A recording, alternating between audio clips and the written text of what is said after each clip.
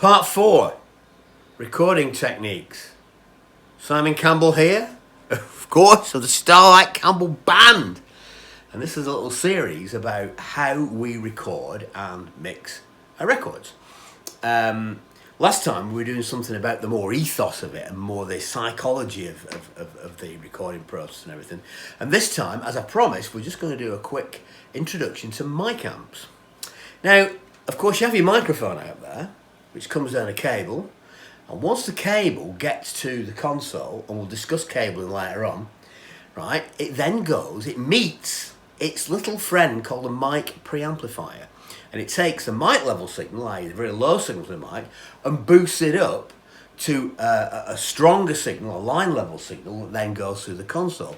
But these are vital because you've got your instrument, your guitar, or whatever it is, you've got your amp, then you've got the microphone that's in front of it. So all those are absolutely critical. But the next most critical thing after all that chain is the mic amp, and the quality of it, and the type.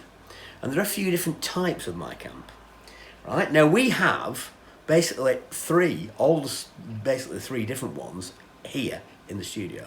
And the first I'm going to talk about is not the console, but these ones over here. That is a surprise. Now there they are. Because we have here in this little rack two API, which are American preamps and have got a fantastic history of analogue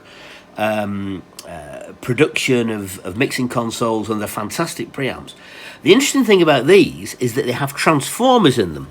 Okay. Now, transformers can actually, they do colour the sound. They actually change the sound slightly, and you can overload them by putting extra, like more level into them or whatever.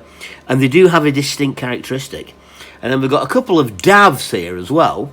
And these D.A.Vs were basically the guy who actually runs D.A.V, called D.A.V, surprisingly enough. He used to be chief engineer at Broadhurst Gardens Decca in one of the big studios in London, one of the big four. And this is a copy of one of their mic amps. Now, this doesn't have transformers in it. But in here, it's quite interesting to show you, I'm going to kneel down, quite interesting to show you the different bits, because on the console it's more difficult to see.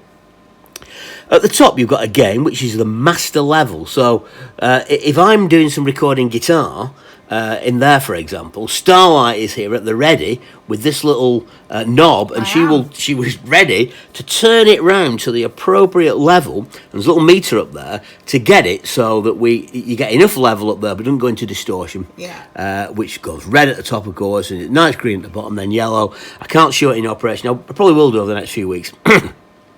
So the next thing on this module then is the polarity, which allows you to change the phase. And what that means is that, of course, when the guitar is playing, for example, the cone pushes out and pushes in again, right? So that is transmitted to the microphone. So as the cone pushes out, the microphone diaphragm pushes back. But sometimes, if you've got two microphones, and I've discussed this before, on the same instrument, they can be out of phase because of distance. And this changes the phase. That's called polarity. So it changes the phase.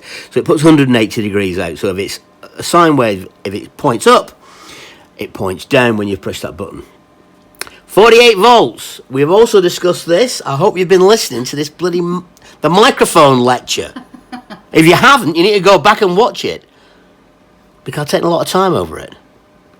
The 48 volt, right, sends power down the microphone cable to the microphone. So condenser microphones require 48 volts. But this can be deadly. Exactly. Absolutely deadly with a ribbon mic. Okay, if you put a ribbon mic on the end of this and press the 48 volts, you can end up frying your ribbon. And you have to go and re-ribbon. It's very fucking expensive. It is.